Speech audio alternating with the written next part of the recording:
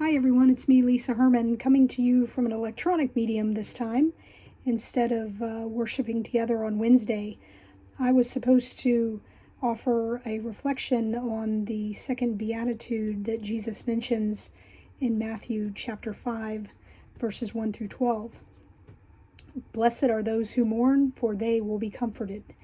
So I invite you to sit back and listen to my reflection offered as we socially distance but connect to one another still. During the spring of 2011, while I was living in the city of Ayacucho, Peru, it's a small town nestled high in the Andes Mountains, centrally located between Lima and Cusco. One Saturday morning, the youth of the church invited me to go on a hike in the hills above Ayacucho. The hike seemed like fun, so I said sure. We packed some water, and one of the women made us some sandwiches to eat along the way. So we set out. Higher and higher we climbed above the city. We stopped periodically. The roads we walked turned into paths, and then pretty soon we were making our own paths. I was thinking this had turned into a little more than a hike. When we stopped to eat our sandwiches high above the city, Pastor Juan asked me how I was doing. I said good, but just wondering how much further we are going. Juan chuckled and said, un poquito más allá, and he waved his hand beyond us. Un poquito más allá translates to just a little further over there. After 3 more stops and hearing un poquito más allá several more times, I sat and asked Juan to explain to me a few words. I told him I understood aquí is here, allí is over there, and allá is a little further over there. It made me think of a family road trips in the 1984 Mercury Cougar station wagon as a kid and asking, how much further, only to be told, we're almost there. I asked him to tell me a little more about this idea of un poquito más allá. He chuckled again and shared, Lisa, you have done well. Here we are. Come, look. We walked to the edge of the clearing we had arrived, and to stare down upon the city and out and over Ayacucho, Peru, as though it was a miniature model, with a bright blue sky above and white clouds dancing over the city. Juan said, Lisa, to enjoy this view, you could not go around or over the path that we just walked. You had to go through it. We went through it together with God's help. Oh, and un poquito más allá, well, maybe I should have told you it means just keep going. It's a little bit further.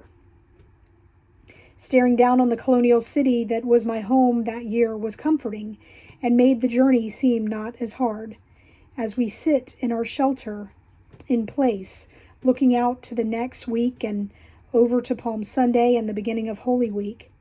It's a week that begins in triumphant entry and ends in the rejoicing of the grace, mercy, and forgiveness of a stone rolled away, an empty tomb, and a message that Christ is risen. But wait a minute. Before we ride an emotional roller coaster of Holy Week, we have some mourning to do.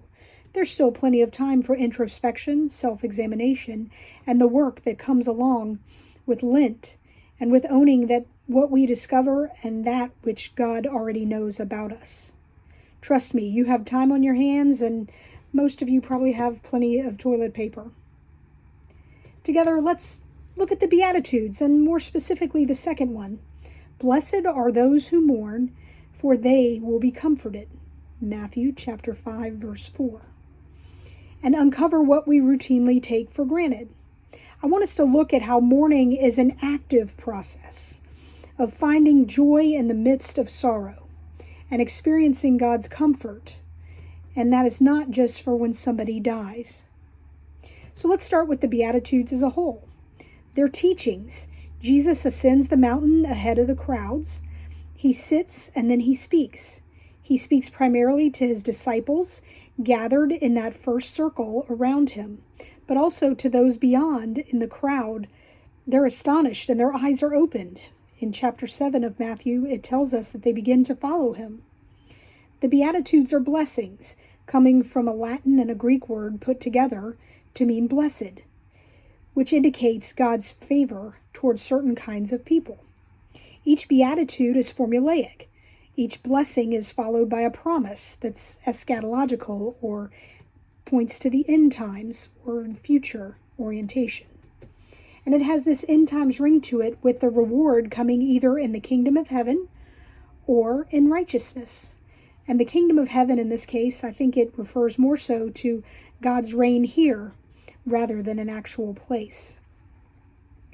Now, the Beatitudes are not a description for successful living or practical advice. They're not prescriptions for entrance into heaven, but they do serve as descriptions of characteristics and actions that would be appropriate for life in God's kingdom. They're prophetic declarations of the coming but not yet arrived kingdom of God. The Beatitudes are promises proclaiming God's future actions, and they provide urgent encouragement to those who call themselves disciples then and us today.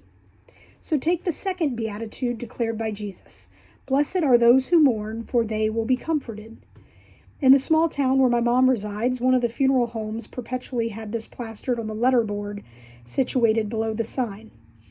I had always thought that mourning was a one-way street. Someone dies, you are sad and remember and you mourn. After having trained and continued to serve as a chaplain in a hospital and offered pastoral care in a parish, I have a new pair of eyes with which to see and read Jesus' words. Mourning in this sense is not only experiencing the death or loss of a significant person in your life, but the mourning being referred to here in the Gospel of Matthew is a communal lament, a lament over the human condition and our proclivity to sinfulness. The Reformed tradition, of which Presbyterians are a part, through a guy named John Calvin, calls it total depravity, that we're sinful by nature, no matter how hard we try.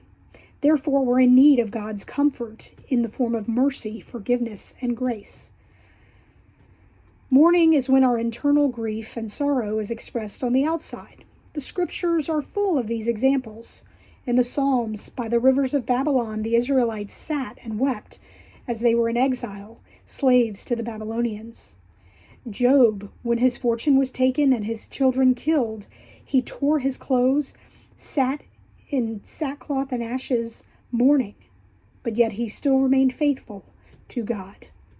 And even Jesus mourned. Jesus wept at the death of his friend Lazarus, and he even mourned the human condition at the end of his life, hanging on the cross, asking God to forgive them, for they know not what they do. In Matthew's Gospel, Jesus is alluding to the prophet Isaiah's writings in chapter 61, verses 2 and 3. As the Israelites mourned and wept at the destruction of the temple in Jerusalem, you see there's an ethical dimension to mourning. It's an active process. The community, be it Israel or us today, that hears itself pronounced as blessed does not and is not called to remain passive, but is called to act in accord with the coming kingdom. God called the people of Israel and those within earshot to listen, orient, act, and engage now for the future. The Beatitudes tell us that those who mourn due to oppression or deprivation, God will manifest oneself to them as one who comforts them in the future. But I believe God is also manifesting God's self to us now. This beatitude of blessed are those who mourn, for they shall be comforted, is actually a paradox. How are we supposed to experience joy in the midst of sorrow? If we believe God's grace and sovereignty are greater than any loss or disappointment, then we too can experience joy in the midst of sorrow. Believing that we can is an active process. So what does mourning and weeping for our human condition look like for us in 2020? Take a look around, turn on the news, try to pick up a few items at the grocery store. Since February, the world has found itself in the midst of fluid and ever-changing times as COVID-19 has reared its ugly head. There has been uncertainty, loss, closings of businesses, schools, hoarding, new visitation policies, working from home, postponed graduations, worship online, the cancellation of sports seasons and tournaments. In response to this, we human beings, especially in our land of opportunity, have both over and under prepared. Jeff mentioned this on Sunday. We've overprepared by hoarding, which is buying so much for one that there's not enough for the many, like toilet paper, surgical masks, and hand sanitizer. We have unprepared by not heeding warnings to distance ourselves physically from others, to stay home in order to prevent community spread. We failed to do some of the basic things that prevent the spread of viral illnesses that we learned as young children, like wash your hands and cover your sneezes and coughs. For this we should mourn our human condition. We should weep. But wait, the formulaic nature of the Beatitude tells us that yes, there will be mourning, but God will comfort us. I believe that while there have been some awful and very public examples of greed, scarcity, and plain ugliness these past 2 months, the past few weeks there has been a sense of connection through creativity in the midst of exile, love in the time of isolation, and reaching out to love our neighbors as we love ourselves. Let me name a few ways we've gotten creative and let love resound that goodness is still stronger than evil and death. We've been reaching out to friends and family via Zoom, FaceTime, and other mediums to make sure that the other is okay and to share a mutual, I'm here with you, and we're in this together. Dining room or kitchen tables have become or taken on threefold roles, still for culinary intake, but they've also become home offices and classroom space for displaced children of all ages. Holding honk-ins for a 4-year-old birthday who couldn't gather with his family, and to welcome home a teen returning after her last chemotherapy treatment. Teachers driving neighborhoods in which their students live in parade form with signs and cheers to let them know that they're still here and they miss them. Toilet paper and other supply hoarding juxtaposed against stores having special hours for elderly shoppers, and a group of 8th grade girls organizing to go grocery shopping for those in their neighborhood who could not. Empty pews on Sundays, normally an unwelcome sight, are now welcomed and signify loving your neighbor. With Zoom and Facebook lighting up with worship services from sanctuaries, meadows, and all points in between. And finally, the music and the power of words. If you haven't heard them, I invite you to check out 3 pieces. And if you're not struck by the power of the words and the performance and the images that accompany it, then maybe you'll find something that does move you. There's a compilation of images of healthcare providers set to the song I Will Rise Up by Andra Day. Then there's the video of the quarantined Italian citizens stepping to their balconies in the dark, and one by one their voices unite in solidarity to sing. And then finally there's Dr. Elvis Francois, an orthopedic surgery resident from the Mayo Clinic, and there's a video of him sitting in the lobby with a piano-playing colleague, belting out a breathtaking rendition of John Lennon's Imagine. Speaking of the power of words and music, I recall in January of 2009, when I was in South Africa, I encountered a hymn sung in the Gugulethu township at a Kosa church that I visited. The hymn is called Be Bright in Your Corner. The tune is lively and moving. Be Bright in Your Corner's message was that you can't do it all, and a call to do what you can right here, while you're here, in your corner of the world, and let that be contagious. If each one of us is bright in our corner, and we let that brightness resonate out, then we will make it. We will find joy in the midst of our sorrow. We are all on a roller coaster of emotion and uncertainty. As we stare headlong into COVID-19 and with Holy Week on the horizon, we know there is plenty to mourn. But if we stop and allow ourselves to feel, then we too can rise up and imagine a world where in mourning our human condition, where we've been and where we're at and where we're going, we can find comfort and joy in the midst of our sorrow.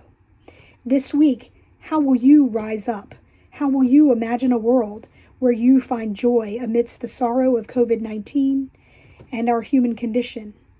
And how will you know that un poquito más allá, just a little bit further over there, in the coming Holy Week, so that you can arrive to the grace, mercy, and rejoicing of a stone rolled away and an empty tomb? Blessed are those who mourn, for they shall be comforted.